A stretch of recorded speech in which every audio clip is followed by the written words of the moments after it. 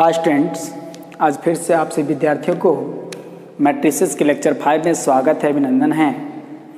और आप लेक्चर 5 को देखने से पहले यदि आप लेक्चर 4 नहीं देखे होंगे तो काइंडली आप उसको देख लें, अन्यथा आपको बिल्कुल भी समझ नहीं आएगा। लेक्चर 4 की बातें करें हम लोग तो लेक्चर 4 में हम लोगों ने स्केलर मैट्रिक्स तक पढ़ा था और आज इसके आगे अगला जो टॉपिक है, अगला जो टाइप ऑफ मैट्रिक्स है वो मोर इम्पॉर्टेंट है, जिसका नाम है आइडेंटिटी मैट्रिक्स और यूनिट मैट्रिक्स। ज़रा ध्यान देंगे, अगला मुझे पढ़ना है। अगला जो टाइप्स ऑफ मैट्रिक्स है वो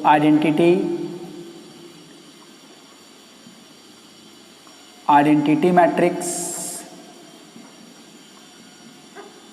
और इसी के दूसरे नाम से, दूसरे शब्दों में यूनिट मैट्रिक्स,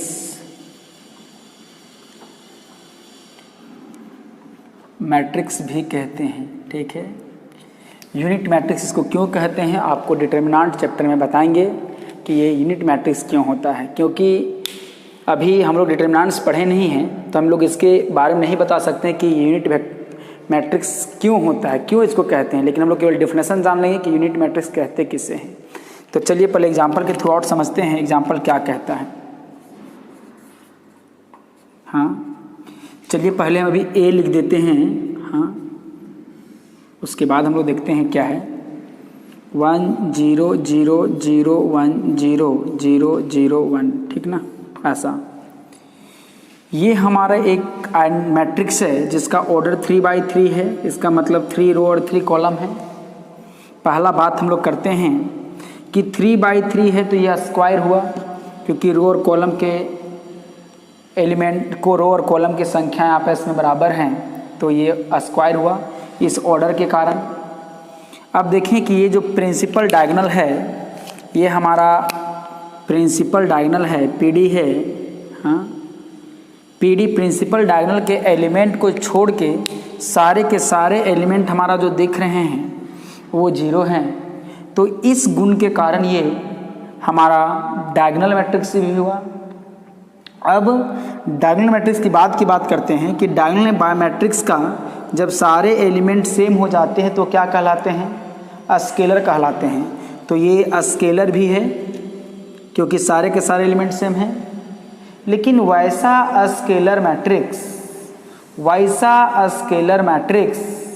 जिसके एलिमेंट सेम तो ही होंगे, डायगोनल एलिमेंट, लेकिन कुछ नहीं, सिर्फ और सिर्फ 1 ही होना चाहिए, आइडेंटिटी, यूनिट। और एक ये भी कारण है कि यहाँ स्केलर मैट्रिक्स के में डायगोनल एलिमेंट 1 1 होने के कारण यूनिट मैट्रिक्स कहलाता है। एक और रीजन है जिसको हम डिटरमिनेंट में बात करेंगे, लेकिन याद रखिएगा सबसे पहले डिटरमिनेंट डायगोनल पढ़ें तो डायगोनल है, स्केलर पढ़ें तो स्केलर है। लेकिन यहाँ 1 1 1 हो जाने के कारण ये हमारा क्या हो गया? ये हमारा हो गया आइडेंटिटी मैट्रिक्स हो गया, यूनिट मैट्रिक्स हो गया। तो हम लोग कहेंगे कि ये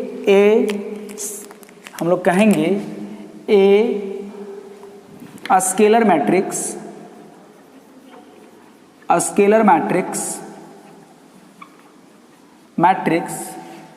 is said to be identity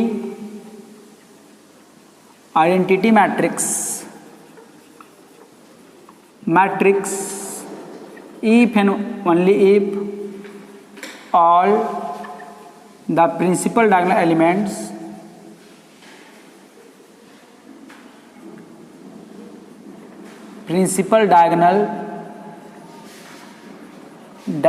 elements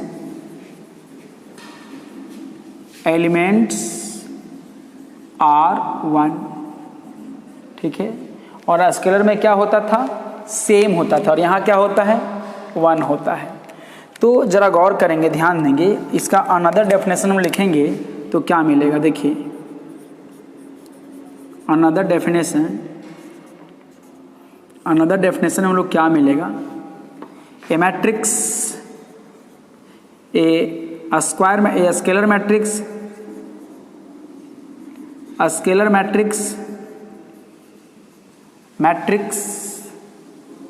A equal to A I J, यहाँ एम या एन लिख सकते हैं, है ना।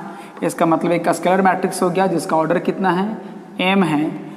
Is said to be identity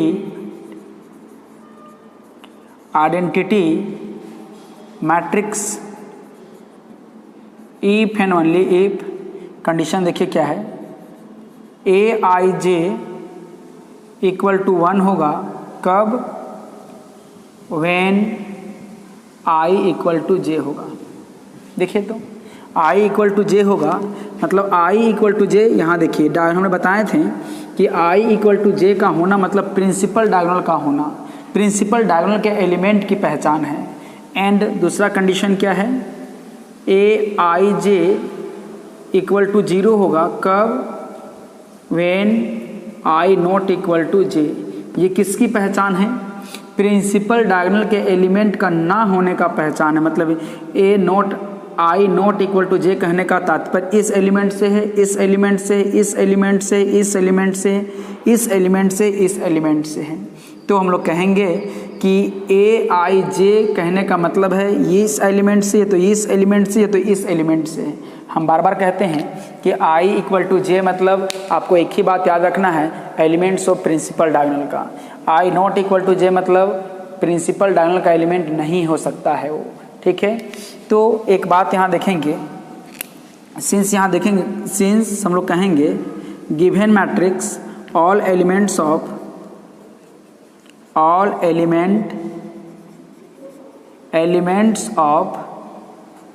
principal diagonal of given matrix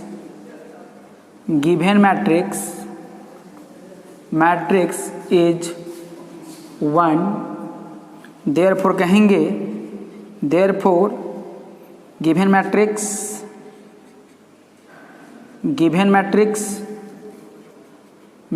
A is a identity or unit matrix and denoted by I3, है ना। I3 क्यों, क्योंकि I फॉर आइडेंटिटी मैट्रिक्स और 3 का मतलब हो गया कि ऑर्डर इसका क्या होगा, 3 होगा। तो इसको हम लोग रिमार्क में, ये जो बात है इसको हम लोग रिमार्क में लिख सकते हैं इस प्रकार से। रिमार्क में ये बात लिख सकते हैं, रिमार्क के तौर पे इस बात को हम लिख सकते हैं कि इन आइडेंटिटी मैट्रिक्स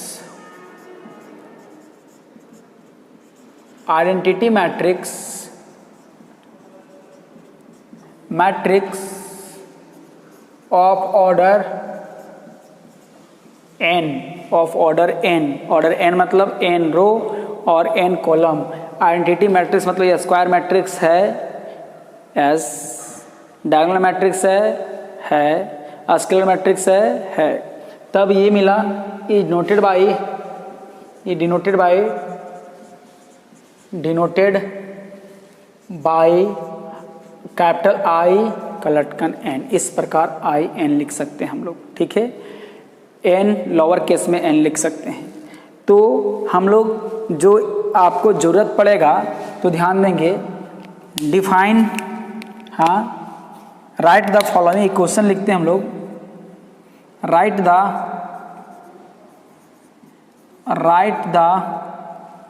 फॉलोइंग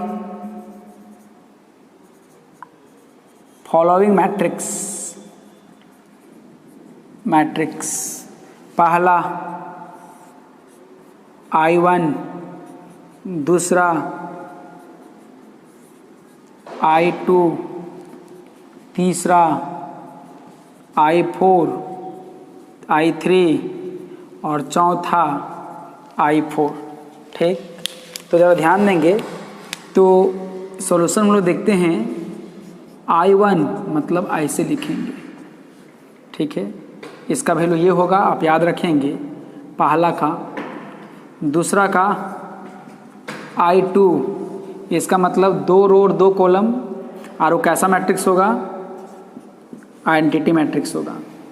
तीसरा I3 मतलब 3 रो और 3 कॉलम, तो इस प्रकार से लिखेंगे। हाँ ठीक है, इसका मतलब डायगोनल में आपको क्या रखना है, 1 1 1, बाकी सब क्या कर देना है, 0 कर देना है। चौथा हम लोग क्या बोला है, I4 बोला है, इसका मतलब 4 रो 4 कॉलम, 4 लिखे, 1 ठो 2 ठो 3 ठो 4 ठो होगा ना। फिर पहला छोड़ेंगे दूसरा लिखेंगे, वो फिर ऐसे लिखेंगे, पहला दूसरा छोड़ेंगे तीसरा में लिखेंगे, फिर पहला दूसरा तीसरा लिखेंगे, चौथा में छोड़ेंगे, और ये मेरा क्या हो गया, I4 हो गया। क्लियर है। तो इस प्रकार I1 कहीं पर होगा, I1 लिखा होगा तो आप उसका वैल्यू ये पुट करेंगे, I2 लिखा होगा तो उसका वैल्यू ये पुट करेंगे, I3 लिखा होगा तो इसका वैल्यू ये पुट करेंगे, I4 लगा होगा तो इसका वैल्यू ये पुट करेंगे। मैथ्स के सवाल को बनाने में आपको इस प्रकार से I2 कहीं लिखा हुआ है तो उसके जगह पे ये आपको लिखना पड़ेगा। ठीक है, एक बात और हम लोग रिमार्क में देख लेते हैं क्या है। ठीक है ना, रिमार्क में हाँ देखिए, all the identity matrix are square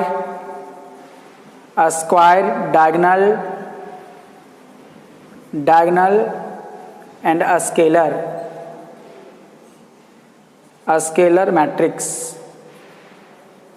matrix but converse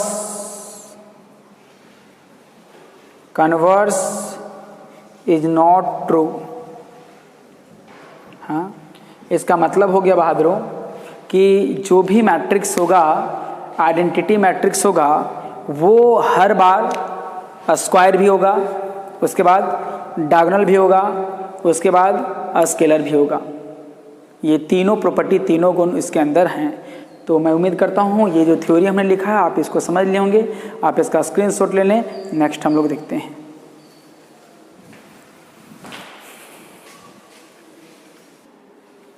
next हम लोग का टॉपिक है बहादुर जीरो मैट्रिक्स, और उसी को हम लोग बोलते हैं नल मैट्रिक्स। ठीक ना, तो हम लोग डेफिनेशन के थ्रू कहेंगे ए matrix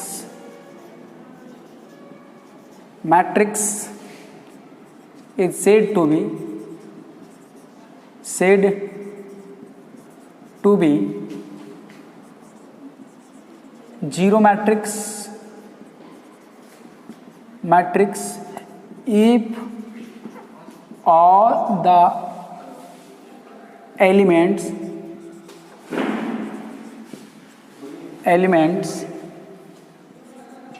are zero. That is, जरा ध्यान देंगे कि कोई एक मैट्रिक्स मैंने ए लिया है, 0 0 0 0 मैंने लिखा है, इसको 2/2 मैंने लिखा है। हाँ, इसको हम लोग बोलेंगे गिवन मैट्रिक्स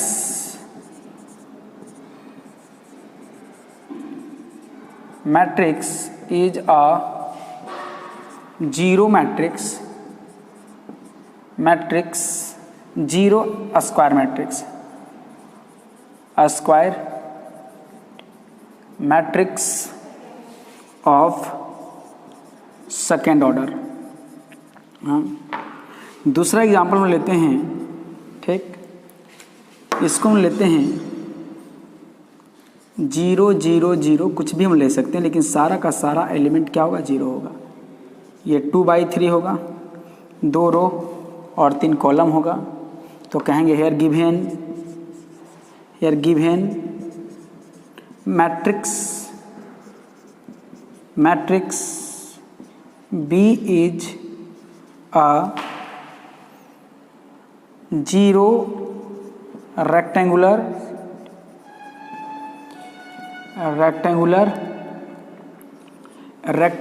मैट्रिक्स। हाँ, मैट्रिक्स, इसका मतलब हमने देखा मैट्रिक्स ऑफ ऑर्डर 2/3। तो ऐसी स्थिति में हम लोग देखें तो हम लोग कह सकते हैं कि जो जीरो मैट्रिक्स है ये स्क्वायर मैट्रिक्स भी हो सकता है और रेक्टेंगुलर मैट्रिक्स भी हो सकता है, जैसा कि हम लोगों ने डेफिनेशन में कहा है। पीछे भी मैंने कैटेगरी बतलाया था, इट में भी स्क्वायर मैट्रिक्स, इट में भी रेक्टेंगुलर मैट्रिक्स। इसको जिस सांचे में ढाल दो वो तैयार हो जाएगा। तो इसी हिसाब से हम लोग रिमार्क में कह सकते हैं, रिमार्क्स में कह सकते हैं ए जीरो मैट्रिक्स इज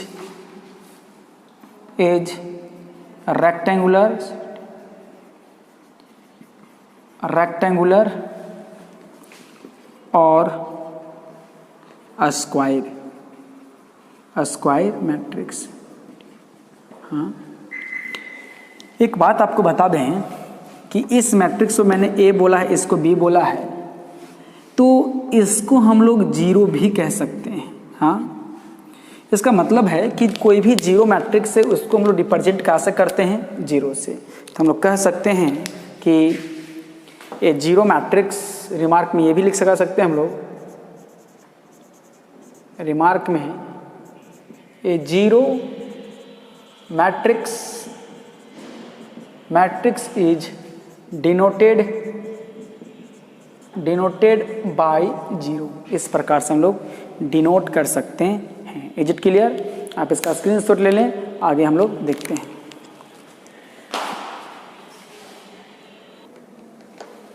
अगला हम लोग का जो मैट्रिक्स बचा हुआ है वो है triangular matrix.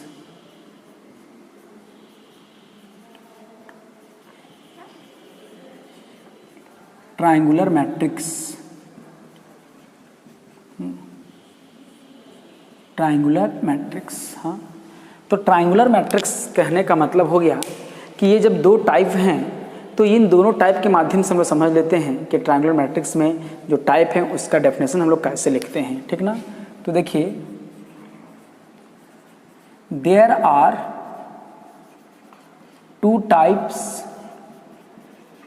Types of triangular matrix. हाँ, पहला है अपर ट्रायंगुलर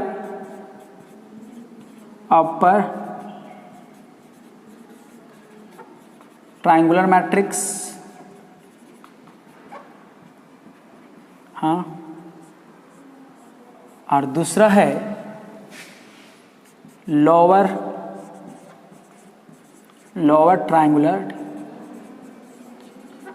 ट्रायंगुलर मैट्रिक्स। हाँ, चलिए पहले की जैसा बात करते हैं, पहले एग्जाम्पल से समझते हैं, उसके बाद हम लोग देखते हैं डेफिनेशन कैसे आता है, ठीक ना। देखेंगे एग्जाम्पल में, ये भी स्क्वायर मैट्रिक्स का टाइप है तो स्क्वायर ही होगा। देखिए, मैंने कोई एक मैट्रिक्स लिखा है 1 2 1 2 3 0 0 2 7 0 0 1, या कुछ भी हो सकते हैं यहाँ पे, ठीक ना। ये ऑर्डर इसका कितना है, 3/3 है। देखिए, अपर ट्रायंगुलर की बात की गई है, अब जरा ध्यान देंगे, अपर ट्रायंगुलर की बात की गई है, लेकिन इसके लोअर प्रिंसिपल डायगोनल के बिलो एक ट्रायंगल बन रहा है, किसके माध्यम से, जीरो से, ठीक है। और ये लोअर ट्रायंगुलर है, लोअर ट्रायंगुलर है। हाँ, यदि आपका ट्रायंगल नीचे बनेगा जीरो का, हाँ, तो ये अपर ट्रायंगुलर कहलाएगा। क्यों कहलाएगा? क्योंकि आपका नॉन जीरो का ट्रायंगल कहाँ बन रहा है, ऊपर बन रहा है। जीरो के ट्रायंगल को वैल्यू नहीं देना है, ट्रायंगल किसका वैल्यू देना है, जो नॉन जीरो का ट्रायंगल बनेगा। इसमें सारा का सारा एलिमेंट जीरो नहीं होगा, दो हो सकता है लेकिन तीनों एलिमेंट जीरो नहीं हो सकता है। लेकिन जब कोई डेफिनेशन बनता है तो जिसकी बात की आती है उसके ध्यान दिया जाता है, उसके ऊपर अलग नहीं। इसका मतलब हो गया तीनों जीरो हो, ऊपर क्या रहे उससे वो का मतलब नहीं है, लेकिन तीनों जीरो होना चाहिए लोअर। तो कहेंगे ए स्क्वायर मैट्रिक्स, हम लोग कहेंगे a square matrix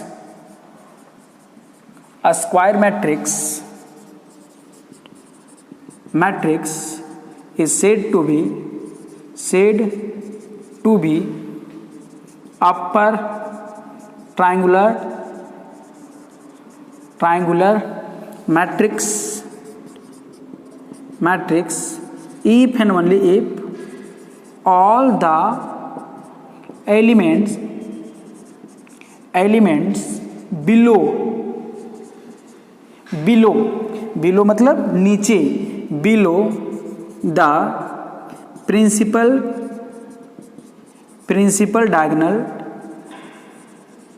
diagonal are 0। हाँ, चलिए थोड़ा सा और बात करते हैं, दूसरा डेफिनेशन की तलाश में जाते हैं। देखिए इसका क्या है 1 1, ये क्या है 1 2, ये क्या है 1 3 1 4, सॉरी काउंटिंग पढ़ने लगे, 2 1 2 2 2 3 3 1 3 2 3 3, है ना। ज़रा गौर करेंगे, जो हमने देखा यहाँ इसकी बात की जा रही है। देखिए आई ग्रेटर देन जे है, आई ग्रेटर देन जे है, आई ग्रेटर देन जे है। तो हम लोग क्या दूसरे भाषा में लिख सकते हैं अनदर डेफिनेशन में। देखिए अनदर डेफिनेशन में हम लिख सकते हैं, ज़रा गौर करेंगे, वैसा स्क्वायर मैट्रिक्स जिसके सारा एलिमेंट 0 हो, कब? जब आई का मान बड़ा हो जे से, जब आई का मान बड़ा हो जैसे, बाकी एलिमेंट का चर्चा नहीं करना है। जब देखिए इधर, जब देखिए यहाँ पर I1 J2, तो यहाँ क्या बोल रहा है I is less than J, यहाँ I1 J3, तो I छोटा हो गया J से बड़ा, J बड़ा हो गया। यहाँ देखिए I1 J1 बराबर हो गया, लेकिन यहाँ देखिए I जो है बड़ा है J से, यहाँ भी I बड़ा है J से, यहाँ भी I बड़ा है J, यहाँ I भी बड़ा है J से। देखिए I का मान 3, J का मान 3 2।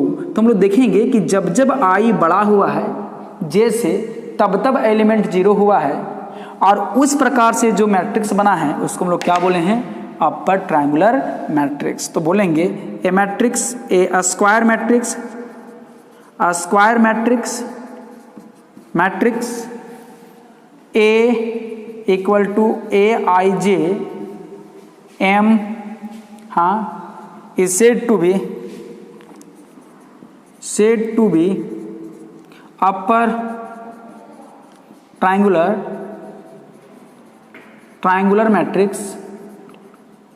matrix if and only if Aij मतलब एलिमेंट की पहचान 0 होगा। कब बाबू?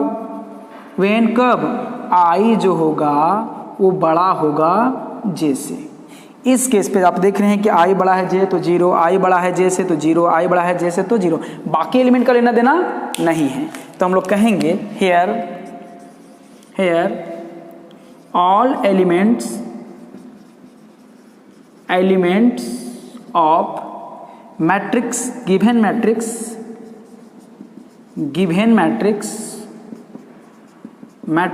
A, all elements of given matrix A below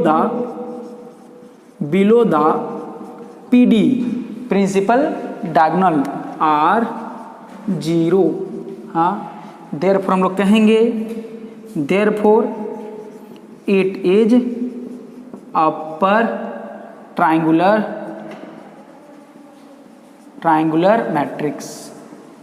हाँ, तो इसी प्रकार मैं उम्मीद करता हूँ कि इसका डेफिनेशन लिख लेंगे, है ना। चलिए तो इसका हम लोग डेफिनेशन लिखेंगे दूसरा लोअर ट्रायंगुलर मैट्रिक्स का। तो देखेंगे आप, दूसरा है लोअर ट्रायंगुलर मैट्रिक्स। हाँ, तो इसी का डेफिनेशन देख के लिख देना है। देखिए क्या लिखेंगे, a square matrix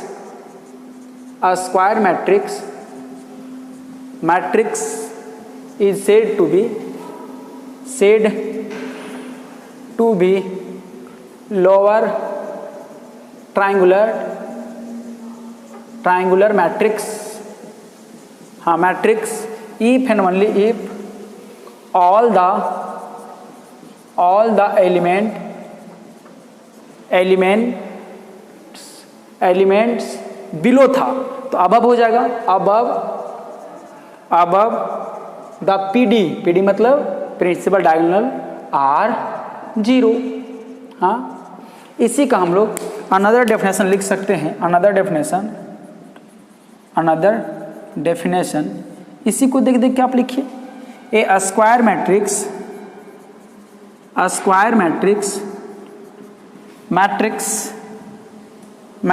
A equal to Aij M is said to be lower triangular matrix if and only if Aij equal to 0। यहाँ थोड़ा देखिए, I क्या कर देंगे, लेस देन व्हेन I क्या हो जाएगा, लेस देन J। तो आई होप दैट कि आप इसको समझ गए होंगे। और इसके लिए मैंने एक एग्जाम्पल छोड़ा है, आप एग्जाम्पल खुद से लिख लेंगे, ठीक ना। तो आज की वीडियो को यहीं रखा जाए, धन्यवाद।